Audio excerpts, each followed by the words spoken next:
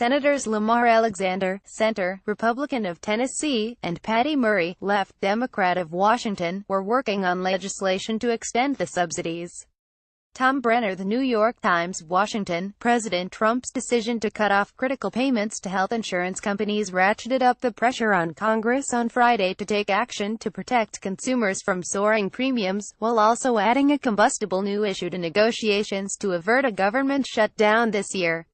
Mr. Trump's move, announced Thursday night, could cause chaos in insurance markets, sending insurers fleeing from the Affordable Care Act's marketplaces, raising the federal government's costs and pricing out some consumers.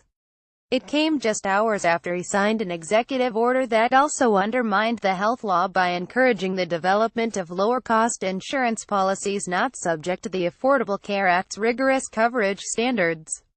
But the president suggested on Friday that he was trying to get Democrats to the negotiating table. If the Democrats were smart, what they'd do is come and negotiate something where people could really get the kind of health care that they deserve, Mr. Trump told reporters, insisting that the subsidies were making insurance companies rich. He kept up the drumbeat on Friday night, writing on Twitter, "Obamacare is causing such grief and tragedy for so many. It is being dismantled, but in the meantime, premiums deductibles are way up." Donald J. Trump at Real Donald Trump, October 14, 2017. The subsidies, known as cost-sharing reduction payments, go to insurance companies to offset the cost of reducing out-of-pocket expenses like deductibles and co-payments for low-income customers. Under the Affordable Care Act, insurers will still have to help those customers, but without the help of Washington, they say, they will increase premiums. And with their profits squeezed, they could abandon the marketplaces. Even before Mr. Trump's decision, Senators Lamar Alexander, Republican of Tennessee, and Patty Murray, Democrat of Washington, were working on legislation to extend the subsidies, paired with other measures to offer states more flexibility regulating health plans offered under President Barack Obama's health law. But Republicans in Congress are divided. Some worry that ending the subsidies would hurt their constituents. Others are loath to do anything that could be seen as propping up the health law that they had promised to tear down.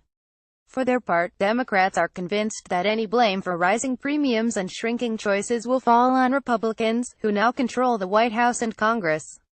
After spending the year trying to preserve the Affordable Care Act, Democrats did not appear ready on Friday to make major concessions. Unless our Republican colleagues act, the American people will know exactly where to place the blame when their premiums shoot up and when millions lose coverage, said Senator Chuck Schumer of New York, the Democratic leader.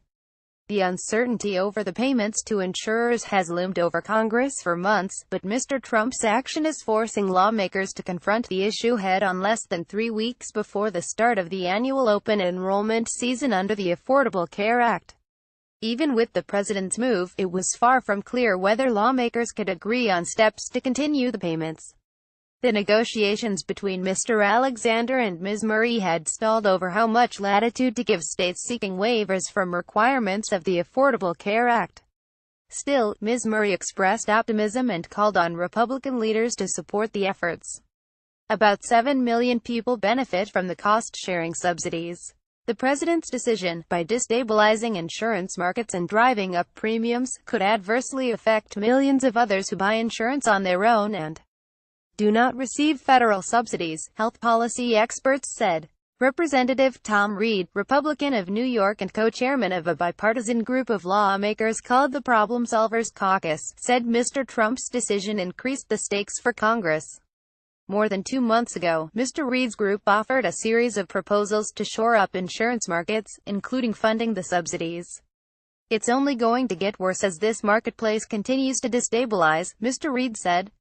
If we stay where we are and do nothing, I think this is going to be a pox on all of our houses. Representative Mark Meadows, Republican of North Carolina and the chairman of the hardline conservative House Freedom Caucus, said he had been in discussions with other Republicans over proposals to drive down premiums that could be tied to a continuation of the subsidies for insurers. The fundamental question is, what do you get in terms of relief for insurance premiums and healthcare costs broadly, in exchange for continuing a bailout to the insurance companies in the short run or long run, Mr. Meadows said. As lawmakers mulled how to move forward, doctors, hospitals, insurers, state insurance commissioners and advocates for patients denounced Mr. Trump's decision. "Our patients will ultimately pay the price," said Dr. David O. Barb, the president of the American Medical Association. "We urge Congress to accelerate its efforts to reinstate these payments before further damage is done." Governors also weighed in, expressing alarm at the termination of the subsidies. "We are deeply concerned that the administration has declined to continue these payments, further increasing uncertainty for state marketplaces," the National Governors Association said.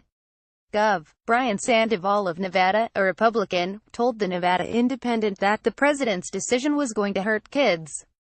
He continued, "It's going to hurt families. It's going to hurt individuals. It's going to hurt people with mental health issues. It's going to hurt veterans. It's going to hurt everybody." The attorneys general of 18 states, including California, Massachusetts and New York, filed suit on Friday to prevent any interruption in the payments. But the Trump administration insisted that a federal district judge was right in ruling last year that the payments were unconstitutional because Congress never explicitly provided money for them. People signing up for healthcare under the Affordable Care Act in San Antonio in 2016. Eric A. Associated Press. Congress has the power of the purse, and it is up to Congress to decide which programs it will and will not fund, Attorney General Jeff Sessions said in a legal opinion, adding the executive branch cannot unilaterally spend money that Congress has not appropriated. The cost-sharing subsidies are available to people with incomes of 100% to 250% of the federal poverty level, or about $12,060 to $30,150 a year for an individual. Cost-sharing reductions are critical to low-income Americans, Representative Carlos Curbelo, Republican of Florida, wrote on Twitter. Congress should guarantee their funding through the appropriations process. In fact, the consequences of the president's action would ripple through the individual market. The premium increases would be felt most by middle-class consumers who do not qualify for federal aid with either their premiums or their out-of-pocket costs. The government's costs are also likely to rise, since subsidies to purchase insurance through the marketplaces increase as premiums rise. The Congressional Budget Office said in August that if the cost-sharing subsidies were cut off, premiums would shoot up 20% next year, and federal budget deficits would increase by $194 billion in the coming decade. Yet conservative Republicans made clear they have no appetite for providing billions of dollars to insurers. Under no circumstance should Congress attempt to expand Obamacare by cutting a check for President Obama's bailout of insurance companies, said Representative Mark Walker of North Carolina, the chairman of the Conservative Republican Study Committee. Representative Dave Bratt, a conservative Republican from Virginia, said Mr. Trump was simply correcting a constitutional error made by the Obama administration. Mr. Bratt said he did not want to provide money for the subsidies because they would just prop up a failing system in which the government coerces people to buy gold-plated insurance policies that no one can afford. The showdown increased tensions over a fiscal deadline facing lawmakers.